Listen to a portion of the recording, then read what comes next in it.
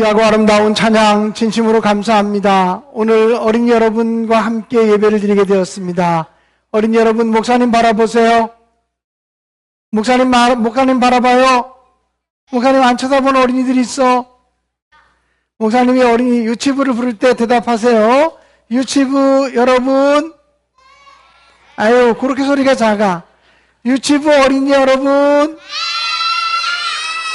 다시 한번 정신 똑바로 차리고, 유치부 어린이 여러분. 아동부 부르겠습니다. 우리 아동부 어린이 여러분. 네, 확실히 유치부보다 늙었어요, 목소리가. 목소리가 차이가 나죠? 네. 오늘 어린이 주일입니다. 어린이들을 주인공으로 세우는 교회가 되기를 간절히 소원합니다. 제가 2002년도에, 그러니까 지금부터 한 15, 16년 전에 전에 담임하던 교회에서 청년들을 한 16명을 데리고 인도네시아에 비전 트립을 간 적이 있었습니다. 인도네시아를 이곳저곳 교회를 돌아보는데 선교사님이 마침 인도네시아 교회 중에 교회를 건축하고 기공 예배를 드리는, 건축하기 위해서 기공 예배를 드리는 교회가 있다고, 그 기공 예배에 가셔서 목사님이 설교를 좀 해주시고, 그 인도네시아 교회들이 기공 예배를 어떻게 드리는지, 그 순서를 어떻게 진행하는지를 함께 보시면 좋겠다고, 그래서 나에게 특별하게 좋은 기회가 될 것 같아서 그 예배에 가서 설교하고 그 예배를 참관을 했습니다. 그런데 굉장히 인상적이었던 것은 뭐냐면요, 이 기공 예배를 드리는데 우리처럼 그냥 이렇게 테이프 하나 이렇게 끊는 예배가 아니었고, 미리 땅을 다 파놓고, 지하 단층으로 짓는 예배당이니까 땅을 파놓고, 가장 그 예배의 중요한 부분은 무엇이었냐면 그 예배당에 기초석을 놓는 순서였습니다. 근데 교회의 기초석을 놓는 그 순서에 우리 같으면 장로님이 놓거나 목사님이 놓지 않겠습니까? 근데 그 교회에서는 어린이 대표 한 사람이 나와서 어린이 대표가 어른들의 도움을 받아가지고 그 큰 돌멩이 하나를 기초석으로 탁 놓는, 그리고 어린이가 그 기초석을 놓으면서 기도하는 그런 의식을 행할 때 마음에 큰 감동을 받았습니다. 야, 인도네시아 교회가 교회를 지으면서 어린이들에게 교회의 기초석을 놓게 하는구나. 이건 대단한 저에게는 도전이었고 충격이었습니다. 그래서 앞으로 저희 교회도 교회를 지을 때 어떻게 하면 어린이들을 위한 예배당을 만들 수 있을까? 어떻게 하면 어린이들에게 유익을 주고 기쁨을 주는 예배당을 만들 수 있을까? 이 문제를 가지고 더 많이 기도하고 더 많이 애쓰도록 하겠습니다. 오늘 성경 본문에 보면 예수님께서는 아주 중요한 3가지의 말씀을 하셨습니다. 어린아이 같이 되지 아니하면 결단코 천국에 들어갈 수 없다. 이게 첫 번째 하신 말씀이고, 두 번째는 나를 믿는 어린아이 중에 작은 자라도 영접하면 그것이 바로 나를 영접한 것이 된다. 이렇게 말씀했습니다. 세 번째는 내게 오는 작은 어린 아이 하나라도 실족하게 하고 넘어지게 하고 상처를 주는 사람은 차라리 그 목에 연자맷돌 목걸이를 메고 깊은 바닷속에 빠지는 게 낫다. 이런 말씀을 하셨습니다. 제가 예전에 이스라엘을 성지순례 했을 때 연자맷돌을 보았는데요, 연자맷돌이 얼만큼 크냐면 지금 제가 서 있는 이 강대상만큼 큽니다. 이거보다 더 큰 돌멩이입니다. 근데 내게 나오는 어린아이 하나를 실족하게 하고 넘어지게 하고 상처받게 하는 사람이라면 차라리 이 커다란 돌멩이를 목에 메고 바닷속에 던지는 것이 낫다고 말씀하셨습니다.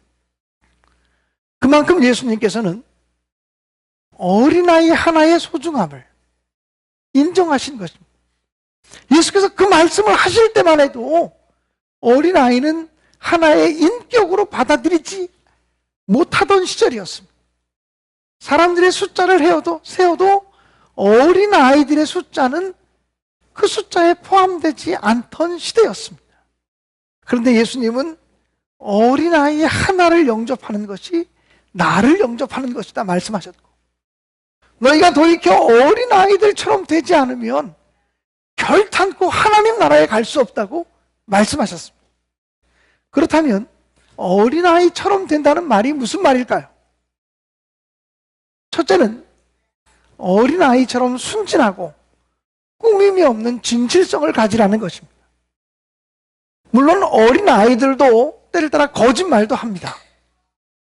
가르쳐주지 않아도 유치부 어린아이들도 거짓말을 합니다. 또 아동부 어린아이들도 거짓말을 합니다. 그러나 어린아이들이 죄를 짓는 것은 어른들이 죄를 짓는 것에 비하면 정말 아무것도 아닙니다. 어린아이들은 조직적으로, 계획적으로 죄를 짓지 않습니다. 적어도 예수님께서 어린아이처럼이라고 말할 때 그 어린아이는 파이디온이라고 하는 단어가 사용되는데, 그 파이디온이라는 단어가 유아를 말합니다.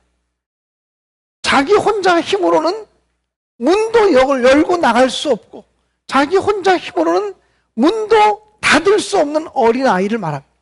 그러니까 어쩌면 지금 여기 있는 유치부 어린아이들 가운데서 가장 작은 어린아이들 같은 그 어린아이를 말하는 것입니다. 여기 만 3살 미만의 어린아이들을 가리키는 것입니다. 그런 유아기의 어린아이들처럼 되지 않으면 결단코 천국 갈 수 없다고 말씀하십니다. 그런 유아기의 어린아이들의 첫 번째 특징은 순진함과 진실성이라는 것입니다. 어린아이들은 얼마나 순진하냐면 엄마가 아이에게 야, 엄마가 이거 샀다고 아빠한테 말하지 마라 이렇게 일러주면 아이는 아빠한테 이렇게 말합니다. 아빠, 엄마가 이거 샀다고 아빠한테 말하지 말랬어 이러고는 얘기합니다. 이게 바로 어린아이의 순진성, 진실성 아니겠습니까? 어린아이처럼 되라고 하는 말은 어린아이처럼 순진하고 어린아이처럼 진실해야 된다라고 하는 말씀입니다. 두 번째로 어린아이처럼 되라고 하는 말은 어린아이처럼 부모에게 철저히 의존하고 부모를 신뢰하라고 하는 말입니다. 어린아이들은 모든 면에서 약합니다. 신체도 약하고 정신력도 약하고 의지력도 약합니다. 그래서 철저하게 부모에게 의존될 수밖에 없습니다. 부모가 없이는 아무것도 할 수가 없습니다. 그런데 이 어린아이처럼 철저하게 부모에게 의존하고 어린아이처럼 부모를 신뢰하는 것처럼 우리가 그렇게 하나님을 신뢰하고 하나님을 의지해야 천국 갈 수 있다라고 하는 사실입니다. 어린아이들에게 물어보십시오. 세상에서 제일 멋진 사람이 누구냐고. 그러면 자기 아빠입니다. 세상에서 제일 예쁜 사람이 누구냐고 물으면 자기 엄마입니다. 저희 집 아들 하람이가 있습니다. 하람이가 지금 이곳에 있는지 모르겠네. 하람이가 4살 때, 5살 때의 일이었습니다. 이 아이가 갑자기 저를 쳐다보면서 이렇게 말합니다. 아빠, 아빠는 왜 이렇게 키가 커요? 이 아이가 나를 보니까 너무너무 아빠가 커 보이는 거예요. 아빠 왜 이렇게 키가 크냐고 물었습니다. 그래서 제가 아주 교과서적인 대답을 했습니다. 아빠처럼 잘 먹고 운동 열심히 하면 키가 큰다고. 그랬더니 그래? 그리고 알아들었습니다. 이 아이가 초등학교 5학년 때쯤 됐습니다. 어느 날 심각한 표정으로 저를 보고 이렇게 말합니다. 아빠, 나 고민이 있어. 그래, 무슨 고민이 있는데? 아빠, 나 키가 안 커. 우리 반에서 아주 작아. 키가 안 커. 그래서 제가 어렸을 때 그 아이가 했던 말이 갑자기 생각이 나서 이렇게 말했습니다. 걱정하지 마. 아빠처럼만 크면 되니까, 아빠만큼만 크면 되니까 걱정하지 마. 그랬더니 그 아이가 오히려 걱정스러운 눈으로 저를 바라보면서 이렇게 말했습니다. 저주를 해라. 아빠 아들한테 저주를 해라. 이렇게 얘기를 했습니다. 초등학교 5학년짜리만 돼도 자기 아빠가 그렇게 키가 크지 않다는 걸 안 겁니다. 여러분, 어린아이의 특징은 비교하지 않습니다. 자기 엄마와 다른 엄마를 비교하지 못합니다. 자기 아버지와 다른 아빠를 비교하지 못합니다. 우리 집과 다른 집을 비교하지 못합니다. 그저 무조건 우리 집이 최고, 무조건 우리 엄마가 최고, 무조건 우리 아빠가 최고입니다. 이런 마음으로 하나님을 섬겨야 된다는 것입니다. 무조건 우리 하나님, 우리 예수님 철저하게 의지하고 철저하게 신뢰해야 하나님 나라 갈 수 있다고 하는 사실입니다. 자기 의를 가지고 하나님 나라 가는 것이 아니면 내가 착하고 의롭고 선하게 살았다고 하나님 나라 가는 게 아닙니다. 철저하게 하나님의 의, 예수 그리스도의 십자가를 의지해야 천국 갈 수 있는 줄로 믿습니다. 세 번째로 어린아이의 특징은 편견과 차별이 없습니다. 어린아이들은, 특별히 3살 미만의 어린아이들은요, 남녀 차별이 없습니다. 사회적 신분에 대한 차별이 없습니다. 빈부의 차별이 없습니다. 피부 색깔 때문에 서로 놀지 않고 놀고 그러지 않습니다. 인종과 국적과 언어 때문에 편견과 차별하지 않습니다. 모두가 다 함께 놀 수 있고 함께 어울릴 수 있는 친구들입니다. 어른들이 되면 차별이 많아집니다. 편견이 많아집니다. 어린아이처럼 되라고 하는 말은 차별이 없고 편견 없는 사랑을 하라고 하는 말씀인 줄로 믿습니다. 네 번째 어린아이의 특징은 자기를 낮추는 특성입니다. 어린아이도 물론 높아지기를 원하고 잘 되기를 원하고 칭찬받기를 원하지만 어린아이는 조직적으로 무슨 야망을 품거나 그 야망을 이루기 위해서 음모를 꾸미거나 그러지 않는다는 것입니다. 어린아이는 자기를 낮춘다는 것이죠. 여러분, 예수님은 자기를 낮추는 그 사람이 천국에서는 큰 자라고 말씀하셨습니다. 바울 사도는 그리스도 예수께서 나를 자유케 하려고 내게 자유를 주셨으나 나는 그 자유를 통하여 종이 되는 자유를 선택한다고 말했습니다. 우리 그리스도인의 최고의 자유는 하나님이 주신 그 자유를 가지고 종이 되는 자유를 선택하고 섬기는 삶을 살아가는 데 있습니다. 그러므로 우리 어린아이로부터 어른까지 우리 모든 성도들이 낮아지는 자가 높아지는 것이고 남을 섬기는 자가 가장 큰 자가 될 수 있다고 하는 사실을 명심하시기를 주님의 이름으로 축복합니다. 또 다섯 번째 어린아이의 특징은 모방성입니다. 어린아이들은 철저히 어른을 따라하기를 좋아합니다. 엄마가 화장하는 것을 보고 아이들도 화장합니다.